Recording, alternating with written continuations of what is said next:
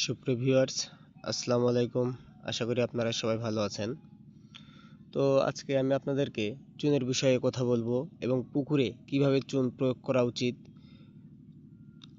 চুন কিভাবে আমরা সঠিক চুন নির্বাচন করব, এই বিষয় নিয়ে আপনাদের সাথে আমি একটু কথা বলবো।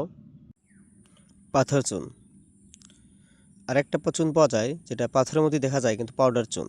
এই দুটার ভিতর অবশ্যই আপনারা পাথর চুন বেছে নেবেন, এটাই উত্তম। পাথর চুন ব্যবহারের পূর্বে 24 ঘন্টা ভিজিয়ে রাখা উত্তম। আপনারা গুলিয়ে যাওয়ার পরেও ব্যবহার করতে পারেন। তারপরে পুকুরে সমানভাবে পুরো পুকুর ভালোভাবে চুনটি ছিটিয়ে দিবেন।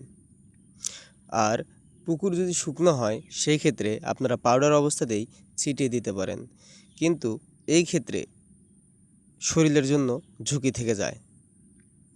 অবশ্যই আপনারা ভালো দেখে এবং উত্তম পাথর চুন নির্বাচন করবেন, ঠিক এরকম দানা দানা দেখে। তাহলে আপনাদের পুকুরে পর্যাপ্ত পরিমাণে চুন রয়ে যাবে।